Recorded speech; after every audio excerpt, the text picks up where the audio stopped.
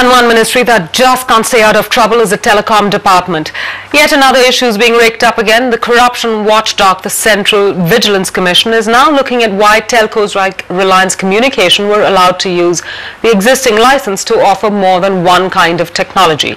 Just a few years ago, the government had allowed operators to straddle both GSM and CDMA in a major policy about turn. Reliance Communication launched its GSM mobile service in late 2008 after the Telecom Department amended its license, allowing it to operate both in the GSM and CDMA band. But now, the government policy allowing Reliance Communication to get spectrum in both GSM and CDMA bands is under scanner. Central Vigilance Commission has approached the Vigilance Wing of DOT seeking details of the matter, who in turn has written to the concerned officials. CVC is seeking details on DOT policy in relation to TRAI's recommendations. DOT's communication top RCOM on the issue. CVC is seeking DOT documents relating to amendment in Reliance Communications license policy. It just shows that the decisions that DOT has taken in the past have been done in a hurry without looking at the long-term implication to the industry of what the proposed regulation will bring about in the future. Interestingly, after RCOM got clearance to cross over to GSM, even Tata Teleservices sought permission, citing the approval given to RCOM, and was finally allowed to do the same. The government's decision was also opposed by the existing GSM operators like Bharti, Idea and Vodafone. And now, the CVC wants to know if this violated government rules and led to loss of revenue for the government. Central Vigilance Commission's move to examine the government's policy on dual technology comes just after its investigation in the issuance of new 2G licenses. CVC had referred that matter to CBI, which is now investigating the Telecom Ministry on the issue. With CVC's focus now shifting to the dual technology matter, the going seems to be getting only worse for the Telecommunications Ministry. In New Delhi, with Saurabh Jetli, Orijit Banerjee for NDTV Profit. We are now joined by a very special panel to discuss the dual licenses issue. We have with us Mr. Raju Matthews, he is Director General Cellular Operators Association of India, and Mr. S.E. Khanna, Secretary General Association of Unified Services Providers of India, or OSPI, with us. Welcome, gentlemen, to NDTV Profit. Mr. Matthews, let me start with you. Now, the CVC is asking questions from the Department of Telecom about the awarding of dual licenses. There is a worry that, there was some revenue that was lost. At the time when the dual licenses were given, GSM players cried foul. Do you think now they are perhaps justified in all the worries that they had?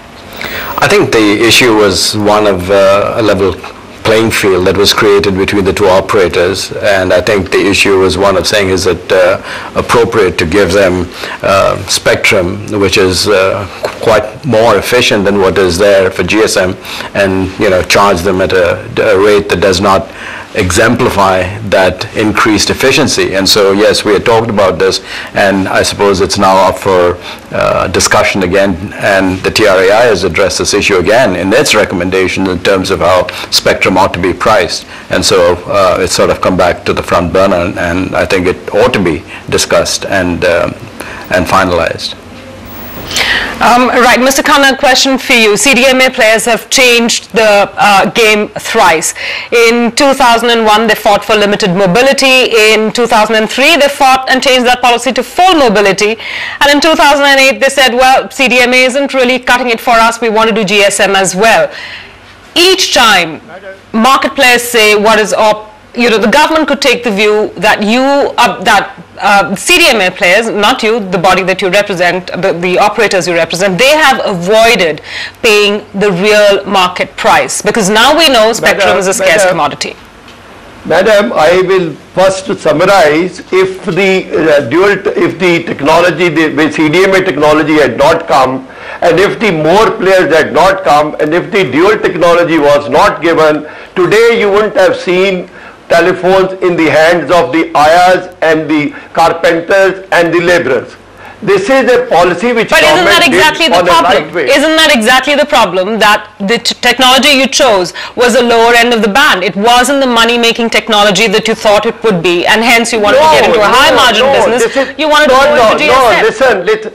Listen, your whole story, what I will try to tell you is that if the government policy of making more operators in India and creating more competition was not there, today the tariffs wouldn't have come. If the Tatas were not given the GSM technology, DOCOMO wouldn't have come, and you wouldn't have seen the half a paisa per minute per second telephone call in this country. Because the GSM operators have nothing else to do except making complaints and doing legal actions against the government. Mr. Khanna, now the government should realize... Mr. Khanna, even if I concede for a minute that, fair enough, you forced predatory pricing, low pricing, because you paid very little for all of this technology and for all of these switches. But the truth is, the government now is saying it's a loss to the exchequer. If you do a back of the envelope calculation, let me please finish, sir. If you do a back of the envelope calculation, you can calculate a 30,000 crore loss of losses to the exchequer. 30,000 crore rupees. No, the base of your story is wrong. I would say there is no loss. Government is making revenue. So you're saying that the Central Vigilance Commission is out of place in opening this investigation? It's not at all. I think you are taking the country back on this channel. I would like to tell you that if this government has not brought the concept of more number of players and created competition, the telecom model wouldn't have succeeded in India. And this is the model which Americans and Europeans want to copy. Right. We work on a 6.2 megahertz spectrum, right? And the spectrum belongs to the countryman, and the local common man owns the spectrum, right? And that has been given to the operators to make sure that the tariffs are low and every common man gets a phone. Where is any country, even China is not progressing with that speed as we do. Right. Today we are the second best in the world. Mr. Khanna, I think... this is what the government policies have been. I would say the government policies have been excellent. Mr. Khanna, I agree that government policies have helped, but certainly doesn't address the issue of competition. I think the competition in terms of the GSM players was there much before. You look at 2008, penetration was already high. I'd say that we ought to give due consideration to what TRAI did. I think the folks there were the ones who really helped with calling party pays and helped with some of the reductions in the tariffs. So I don't believe it's necessary and appropriate to say that it's because the CDMA players came into the picture that penetration in the mobile market increased. Listen, Mr. Matthew. No. Listen, Mr. Matthew. The calling party pays was not brought by GSM. It was brought by CDMA technology.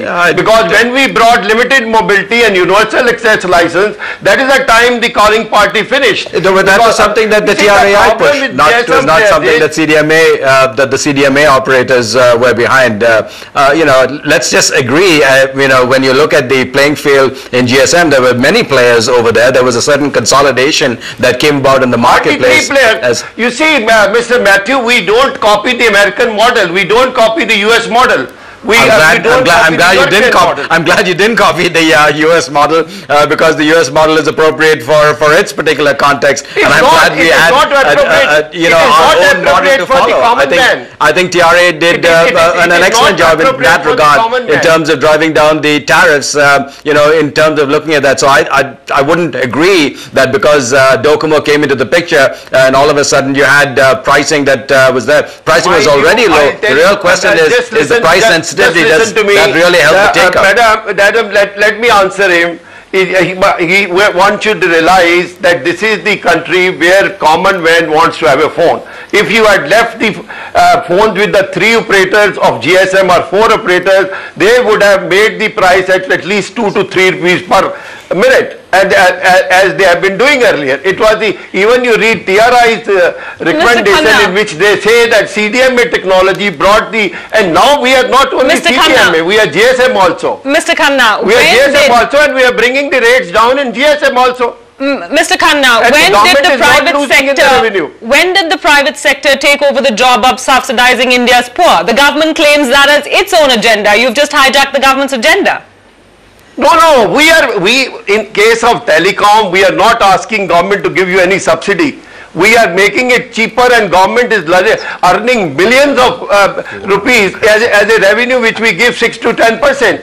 And look at the penetration. I mean, say, if these steps were not taken by government, what would have happened is that only few rich people with the cars would have had the telephone, or maximum the motorcycle wala. Today, a laborer coming from Bihar is having a phone, and he can talk to his wife every day by paying 10 paisa per minute at night. Right, that is what the facility we have given. Mr. Khanna, I have a question. All GSM players have followed us. Mr. Khanna, just if you could just give us a moment. I have a question for Mr. Mathew. If you were to look at all the cases that have been reopened recently, which included the 2008 allocation of 2G licenses, what the CVC is now examining, and we just do a back of the envelope math based on the current 3G auctions, and I discount some of that, the loss to exchequer is almost 1 lakh crores. Why shouldn't the government sit up, take notice, and go hard after the money?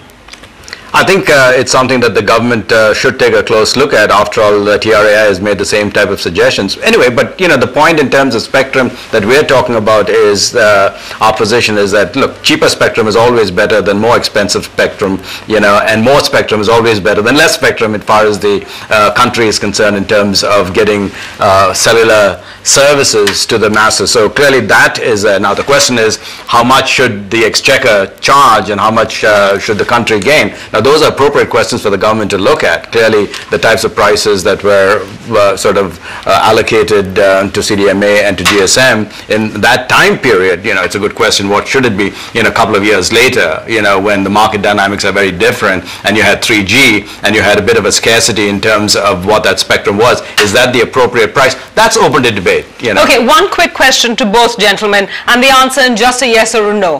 Has India's telecom policy turned into a Mickey Mouse policy? A yes or a no? No. No. Mr. Khanna, Mickey Mouse policy, yes or a no? No, the telecom policy at the moment is the best policy India can have. That's Thank you, gentlemen. Thank you so much for joining us on this show.